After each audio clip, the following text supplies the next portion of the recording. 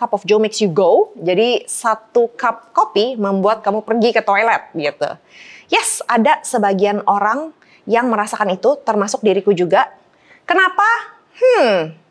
Kalau kamu punya darah rendah, silahkan makan makanan yang bisa membuat jantung kamu berdebar.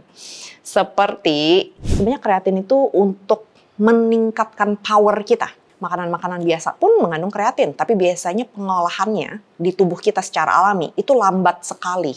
Kalau jalan 10.000 nyeri coach, ya kamu jangan jalan langsung 10.000 dong. Minum kopi pagi-pagi bantu BAB lebih lancar. Sure. Betul, makanya ada pepatah a cup of Joe makes you go. Jadi satu cup kopi membuat kamu pergi ke toilet gitu.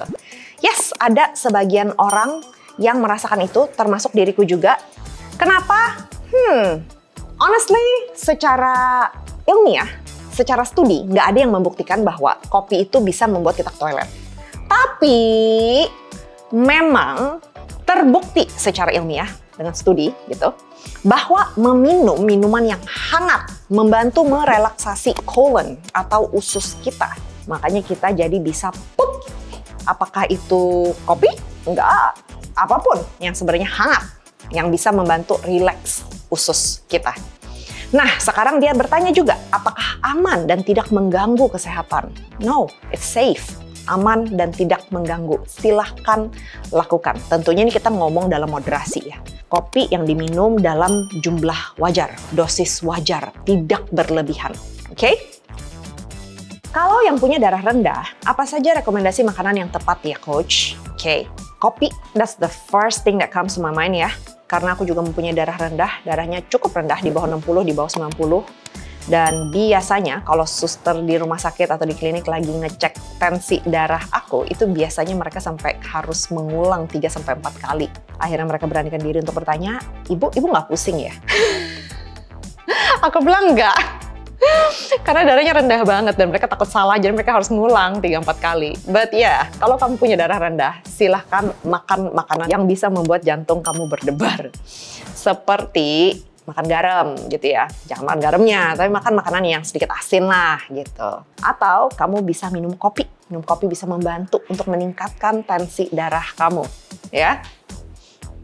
Sebenarnya kreatin itu untuk meningkatkan power kita. Makanan-makanan biasa pun mengandung kreatin, tapi biasanya pengolahannya di tubuh kita secara alami itu lambat sekali. Makanya orang-orang yang biasanya ke gym mengangkat beban, termasuk diriku juga, aku pakai kreatin. Itu untuk menambah power. Orang yang berberat badan berlebih, kan sekarang masih 105 kilo, memang itu masih berat banget untuk melakukan banyak hal. Maksudnya aktivitas sakit lutut saat beraktivitas ini apa? Sehari-hari gitu kalau melakukan aktivitas kayak duduk, dari berdiri, atau dari duduk ke berdiri, itu sakit lututnya?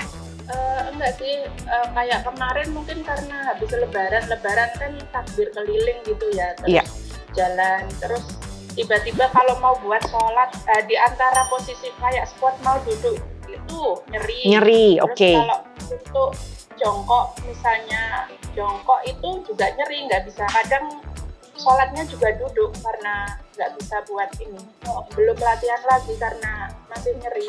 Latihan apa? Emang kemarin bukannya jalan aja ya katanya? Maksudnya belum mulai jalan lagi gitu. Jalannya, kalau jalan biasa nyeri nggak? Kalau kemarin pas waktu aku jalan itu nggak nyeri. Sekarang? Tapi kalau pas nyeri aku istirahatkan 1 minggu, terus aku mulai dari 3.000 naik 5.000 sampai 10.000 itu aman. Tapi kalau misalnya agak kelamaan juga terus nyeri lagi. Sekarang nyeri nggak kalau jalan? Nyeri. Ini tadi habis terapi. Sekarang kalau jalan biasa aja nyeri di rumah? Kalau jalan biasa enggak, tapi kalau buat jongkok, aktivitas jongkok sama untuk sholat itu kayak berat itu loh. Oke, jadi saran aku adalah untuk tetap jalan kaki. Karena jalan tidak nyeri. Kalau tadi dibilang, kalau jalan 10.000 nyeri coach, ya kamu jangan jalan langsung 10.000 dong. Kamu jalan bagi 3.000 istirahat, 3.000 istirahat, 3.000 istirahat. Seperti aku bilang, kadang-kadang berat bobot yang anggapannya saya kan 55 kilo, 105.